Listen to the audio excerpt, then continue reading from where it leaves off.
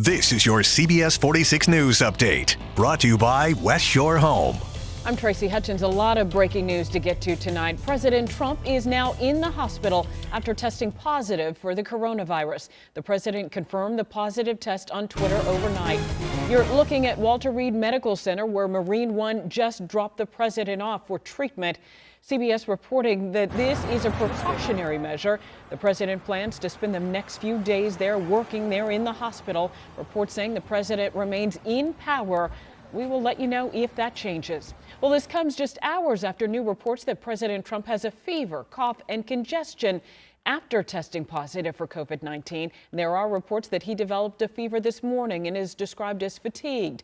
That is in line with what the White House has said about his condition, describing his symptoms as mild. First Lady Melania Trump also tested positive for COVID-19. The White House doctor saying she has a mild cough and headache.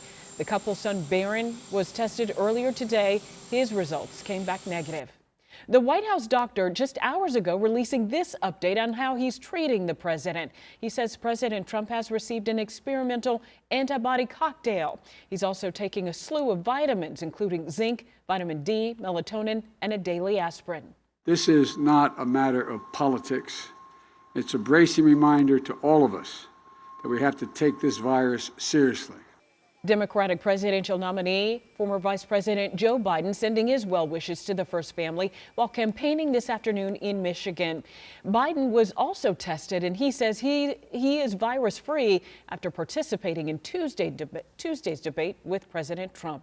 Experts believe the president's age and weight put him at increased risk of developing complications from COVID-19. The president is 74 years old and, according to reports, weighs 244 pounds at 6 feet 3 inches tall. His stats put him at higher risk of complications.